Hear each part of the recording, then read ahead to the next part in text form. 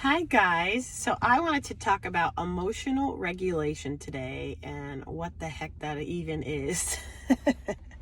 So I am Alex. I'm an occupational therapist, a holistic OT, and I've worked in pediatrics for a long time, and I've taught 2-year-olds and 14-year-olds and autistic kids how to regulate their emotions or big feelings. But how do we do this, and how do we learn this for moms, right? It can be easier to teach kids this because they're young, but a lot of us have been living maybe years or decades not even knowing how to feel our feelings in a safe way. So I'm going to give you 3 tips for doing that today.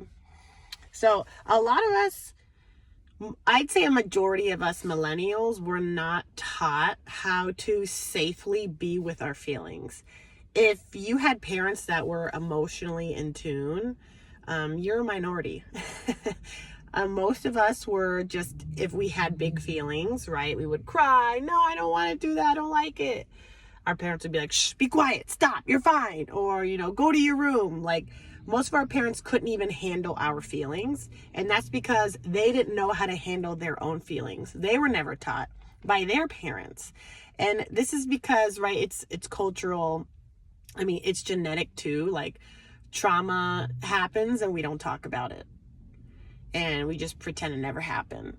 And that is just passed down and down and down. And it's so uncomfortable to sit and feel your feelings. It's so much easier to just be like, no, I have a feeling coming up. I'm just going to distract myself and stay busy. And that's what most of us do. But if we want to teach our kids to be emotionally healthy, we have to model it. Okay. And that's the hardest part about parenting. Our children are just going to copy what we do. So we have to put in the work ourselves. Okay. So what does that even look like for us parents? Like, I'm 34 years old and I'm just now learning this stuff. Like, I'm learning it with my 5-year-old. So I'm going to give you a few tips. And first, I want you to know that we are not our feelings. And that is kind of hard to accept because our feelings are so big and they can feel so all-consuming. And it's like, how is this not me? But right, what happens when we attach ourselves to an emotion? Like, it can consume us, right? So emotional regulation is this dance between not suppressing our emotions, right? Like, oh, nope, I'm just not going to feel that. I'm going to push it down. And also not being consumed by it and completely attached and sitting with it for too long and letting us consume our thoughts and our body. It's this dance between. I didn't start this work till I was like 30 years old. My 2-year-old was having some big feelings and it was so triggering. It still is. And it's because I was not allowed to have big feelings. The second I was like, wait, no, I don't like that, my parents would be like, quiet, you're fine. And I understand they were in survival mode. They were dysregulated. Like, they just couldn't handle it. You know those days where it's just like you can't even handle your kids? Their feelings and their complaining. I mean, it's normal for a kid to complain and say, I don't want to do that. Like, that's okay. We have to let our kids do that. But if we can't even allow them to be like, I don't want to do that because we're so uncomfortable with it, then we have work to do, And for example, maybe you weren't allowed to have those feelings either. So when your kids have these big feelings, you're so uncomfortable and your skin is crawling and you're like, oh my gosh, I don't know what to do. In that moment, you have to regulate yourself, but that's a podcast for another time. So remember, you are not your feelings. You are also not your thoughts. It's just, think of your emotions and your thoughts as just data from your nervous system, okay? Your nervous system's job is to keep you safe. And if it feels big feelings, right? And then it says, this is uncomfortable and hard, so we're not going to do this. And it might shove it away. Same with our thoughts. Most of our thoughts are negative or anxious. Like, you are not your thoughts. That's your nervous system. It takes the past, it creates patterns, and it tries to predict to keep us safe. And if we're super dysregulated, those thoughts and emotions are harder, right, to accept and to regulate. So remember, you are not these emotions. And if you have been suppressing emotions for a very long time, like decades maybe, it's going to be really hard when that one comes up, okay? Think of it like a pressure cooker. It comes up and it's just going to it's going to feel all consuming. So, and some terminology before we keep going. So suppressing is conscious. That's like, I'm going to suppress this feeling, right? It's coming up. Oh my gosh, I just can't do this right now. So I'm going to stay busy. I'm just going to push it away. Busyness is how we continue to avoid these emotions, right? It's like sweeping it under the rug or like it's in that pressure cooker, right? It's going to have to come up. But when we keep ourselves busy, which most of us do, we're not working through those emotions. So that's suppressing, that's conscious. But repressing is unconscious. And a lot of us have just repressed maybe traumatic incidents and things like that. Our nervous system is like, nope, not going to go there, going to forget this. I know when I started doing healing work, I would remember things. I'm like, oh my gosh, I haven't thought about that. I forgot that even happened to me. Okay. That's your nervous system protecting you. And when things come up, the emotion attached to that experience, wow, is that hard. So we have to practice sitting with these emotions so we can eventually do the deep work, right? Because all those emotions we've suppressed and repressed for years or decades, they are dysregulating our nervous system, right? Like it's got to come out from under the rug at some point. And it's the deep stuff that's really hard. We should, schedule that and have therapy for that. But when it comes to the present feelings that are coming up, we have to learn to sit with it. And this is number one. I call it riding the wave. Okay, we're like surfing these emotions, right? So when emotion comes up, it's hard. It's 2 to 3 minutes tops of like a consuming physical feeling, right? Like when you get really angry or your partner says something that pisses you off or something happened at work and you were embarrassed, like think of like how consuming that is. Like it only lasts for a minute or two. And it's uncomfortable. It's those feelings that we're just like, nope, I'm not going to do this. So the first step is to ride the wave, to sit with it for 2 or 3 minutes and feel it. And this is how we start telling our nervous system, hey, this is okay and this is safe. You can sit with this, right? But you cannot get attached to it and you're not going to judge it, right? Think of it as just data that's coming up. You can even think of it like coming from a third person. You can start by just noticing that it's coming up and you can name this feeling like, wow, like I feel so embarrassed right now. Oh my gosh, this is really hard. And you're going to notice it. You gave it a name and you're going to accept it. I'm feeling this way. You're not going to say, I am this. You're going to say, I am feeling this. Okay. So you're not holding attachment to it. And that's what you do. You sit with this emotion and then you release it. You let it go. You allow it. You allow yourself to feel it and then you let it go and you try not to hold attachment to it because it's right. This dance of not suppressing and not letting it consume us. Okay. It's this in between and it takes practice because when you start doing this, it is so uncomfortable. It is very uncomfortable. You're like, I'd rather like watch paint dry. I'd rather do anything than to just sit here and feel this. But we don't do that, right? We just stay busy or we've, been trained since we were kids. Like, no, you're fine. You're fine. And it's just so unhealthy. And if we're living like that, we're probably teaching our kids to do the same thing. Because if you're struggling with these big feelings, you're going to struggle with your kids' big feelings. When I started doing this work, it was really hard because I would let it consume me because I didn't know how to let it go. Like I would sit with these feelings and it would like ruin my day. Days I would stay attached to these emotions, especially when it's healing work and it's the past stuff coming up. Like that is hard stuff. This is the hardest work we will ever do. Okay. So just know, if you're starting this journey, you're not alone. And I would say 95% of the population will never do this work. They'll never learn how to regulate their nervous system and their emotions. And, work through past stuff. Okay. Everyone's just living on autopilot, going through the motions. They don't even know they have feelings. That was me for 30 years. I was a robot. I had no feelings. Okay. All right. So step 1 is riding the wave.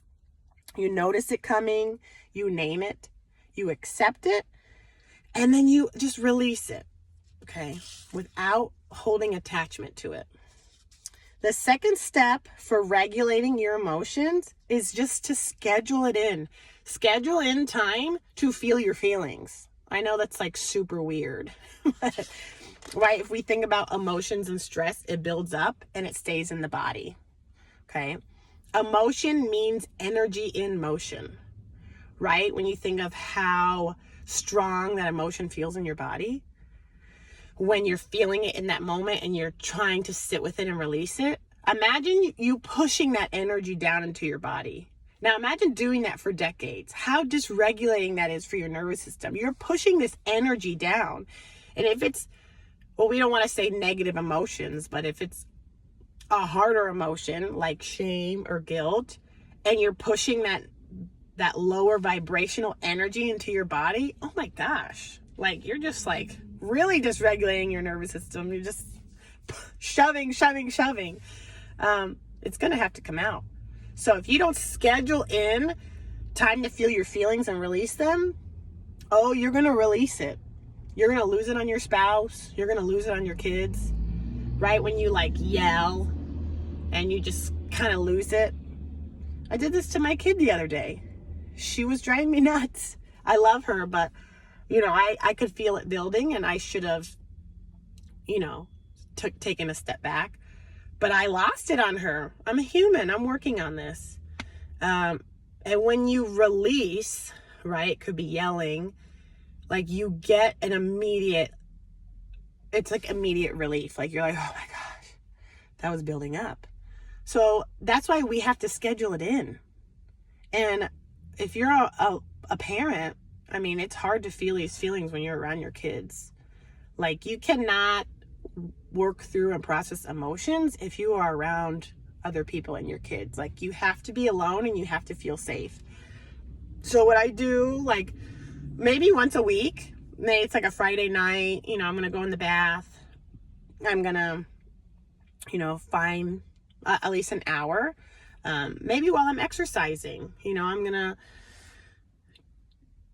with intention, see what's coming up for me and what I've been holding on to and what I need to release, because it's going to build up, right? We need to have these consistent practices of releasing and working through our emotions. So number 1 was riding the wave. Number 2 is scheduling it in. And remember, if it's an older emotion that's coming up, right? You've been thinking about a certain thing. You need to work on that if it keeps coming up, right?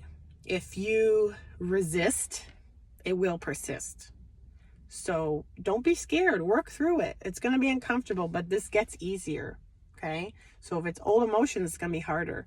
But if it's, a recent emotion, it's a little easier to work through. But you have to schedule it in at least once a week, even if it's just once a month. But with the intention of, releasing these emotions that you've been holding on to. Okay. And number 3 is releasing with intention. So how can we release these emotions from our body? One of the best ways is to just move. Go for a run, do some yoga poses, right? Emotions are stored in the body in different parts of our body. Sometimes we store it in our chest, sometimes in our hips. Sometimes if we've been worrying and controlling, we feel that in our gut. That's something we can talk about later, like where we're storing things in our body. But remember, these emotions have to be released. You can't keep shoving them down, ignoring them. They have to be released because you're just further dysregulating your nervous system. So moving is a great way, like with intention, like taking deep breaths and stretching, you know, even while you're riding that wave of emotion so you can release it.